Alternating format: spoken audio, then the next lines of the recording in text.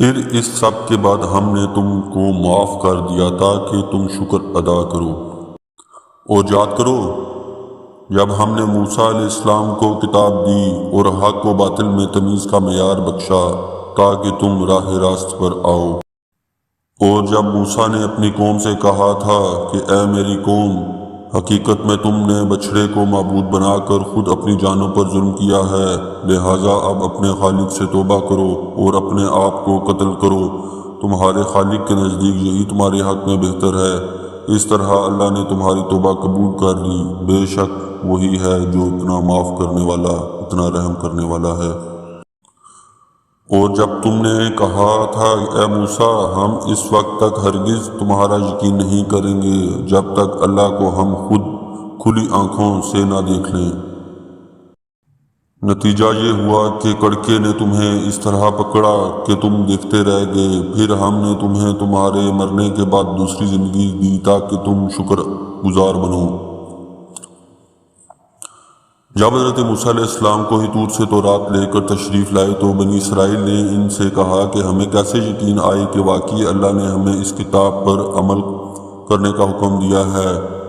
شروع میں ان پر حجت تمام کرنے کے لیے انہیں اللہ تعالیٰ نے براہ راست خطاب فرمایا کر تورات پر عمل کا حکم دیا، مگر وہ کہنے لگے کہ جب تک اللہ تعالیٰ کو اپنی آنکھوں سے نہ دیکھ لیں گے ہمیں یقین نہ آئے گا۔ ان کے اس گستاخانہ طرز عمل پر ایک بجلی کے کڑکے نے انہیں گھیرے اور وہ بعض روایات کے مطابق مر گئے اور بعض روایات کے مطابق بے ہوش ہو گئے۔ پھر اللہ تعالیٰ نے انہیں دوبارہ زندگی دی۔ اس واقعے کی تفصیل بھی انشاءاللہ سورۃ اعراف میں آئے گی۔ اور ہم نے تم کو بادل کا سایہ عطا کیا اور تم پر من سلوہ نازل کیا اور کہا کہ جو پاکیزہ رزق ہم نے تمہیں بخشا ہے شوق سے کھاؤ، اور یہ نافرمانیاں کر کے انہوں نے ہمارا کچھ نہیں بگاڑا بلکہ وہ خود ہی اپنی جانوں پر ظلم کرتے رہے۔ جیسا کہ صورت آل عمران میں آئے گا، بنی اسرائیل نے جہاد کے ایک حکم کی نافرمانی کی تھی جس کی پاداش میں انہیں صحرائے سینا میں مقید کر دیا گیا تھا، لیکن اس سزا یابی کے دوران بھی اللہ تعالیٰ نے انہیں جن نعمتوں سے نوازا یہاں ان کا ذکر ہو رہا ہے۔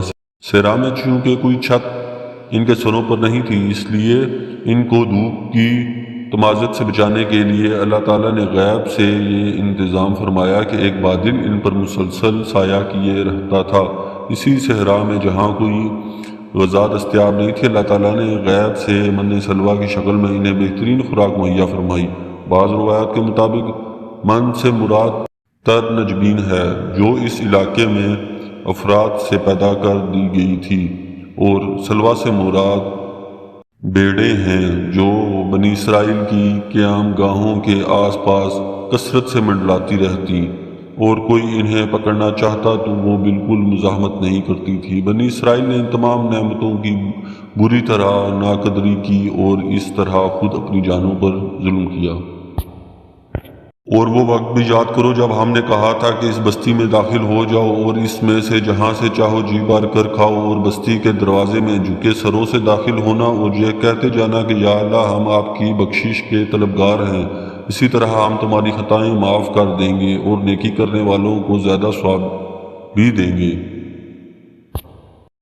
مگر ہوا یہ کہ جو بات ان سے کہی گئی تھی ظالموں نے اسے بدل کر ایک اور بات بنا لی۔ نتیجہ یہ کہ جو نافرمانیاں وہ کرتے آ رہے تھے ہم نے ان کی سزا میں ان ظالموں پر آسمان سے عذاب نازل کیا۔ اسی صحرا میں رہتے ہوئے جب مدت گزر گئی اور بنی اسرائیل من سلوہ سے بھی اکتا گئے تو انہوں نے یہ مطالبہ کیا کہ ہم ایک ہی قسم کے کھانے پر گزارا نہیں کر سکتے، ہم زمین کی ترکاریاں وغیرہ کھانا چاہتے ہیں۔ ان کا یہ مطالبہ آگے آیت نمبر 61 میں آ رہا ہے۔ اس موقع پر ان کی یہ خواہش بھی پوری کر دی گئی اور یہ اعلان فرمایا گیا کہ اب تمہیں صحرا کی خاک چھاننے سے نجات دی جاتی ہے، سامنے ایک شہر ہے، اس میں چلے جاؤ، لیکن اپنے گناہوں پر ندامت کے اظہار کے طور پر سر جھکائے ہوئے اور معافی مانگتے ہوئے شہر میں داخل ہو، وہاں اپنی رغبت کے مطابق جو حلال غذا چاہو کھا سکو گے۔ لیکن ان ظالموں نے پھر ضد کا مظاہرہ کیا۔ شہر میں داخل ہوتے ہوئے سر تو کیا جھکاتے سینے تان تان کر داخل ہوئے، اور معافی مانگنے کے لیے انہیں جو الفاظ کہنے کی تلقین کی گئی تھی ان کا مذاق بنا کر ان سے ملتے جلتے ایسے نعرے لگاتے ہوئے داخل ہوئے جس کا مقصد مذاق پن کے سوا کچھ نہ تھا۔ جو الفاظ انہیں معافی مانگنے کے لیے سکھایا گیا تھا وہ تھا، یا اللہ ہمارے گناہ بخش دے۔ انہوں نے اس سے بدل کر جس الفاظ کے نعرے لگانے تھے وہ تھے یعنی گندم۔ اور وہ وقت بھی یاد کرو جب موسیٰ علیہ السلام نے اپنی قوم کے لیے پانی مانگا تو ہم نے کہا اپنی لاٹھی پتھر پر مارو، چنانچہ اس پتھر سے 12 چشمے پھوٹ نکلے۔ ہر ایک قبیلے نے اپنے پانی لینے کی جگہ معلوم کر لی۔ ہم نے کہا اللہ کا دیا ہوا رزق کھاؤ اور زمین میں فساد مچاتے مت پھرنا۔ یہ واقعہ بھی اس وقت کا ہے جب بنی اسرائیل میدان صحرا سینا میں محصور تھے، وہاں پانی کا کوئی چشمہ نہیں تھا۔ اللہ تعالیٰ نے ایک معجزہ کے طور پر 12 چشمے پیدا فرما دیے۔ حضرت یعقوب اسرائیل علیہ السلام کے 12 بیٹے تھے، ہر بیٹے کی اولاد ایک مستقل قبیلہ بن گئی تھی، اور اس طرح بنی اسرائیل 12 قبیلوں میں تقسیم ہو گئے۔ اللہ تعالیٰ نے ہر قبیلے کے لیے الگ چشمہ جاری فرما دیا تاکہ کوئی الجھن پیش نہ آئے۔